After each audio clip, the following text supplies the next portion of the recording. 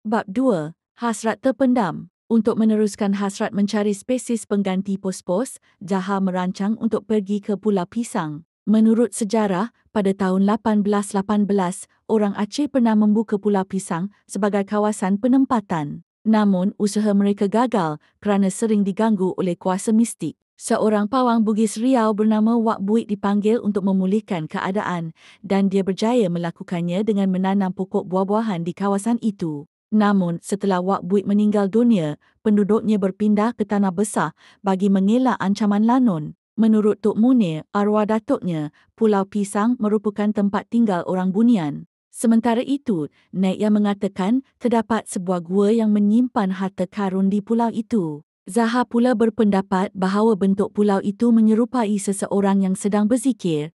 Semasa menunggu Mawar, Zaha berimajinasi tentang pengembaraannya ke Pulau Pisang. Dia membayangkan dirinya ditangkap oleh sekumpulan orang asli dan dibawa ke perkampungan mereka di mana dia akan menemui pelbagai spesies hidupan baru. Namun, lamunannya terhenti apabila Mawar tiba dan menyapanya.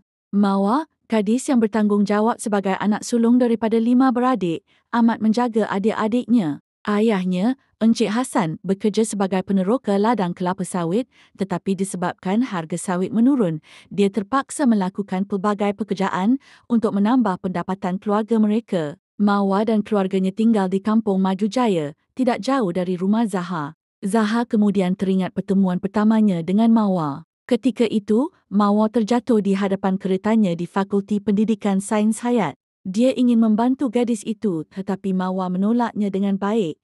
Selepas itu, Mawar mengajak Zaha ke kedai buku untuk mencari bahan bagi portfolio sains biologi mereka sebelum mereka pulang ke rumah masing-masing.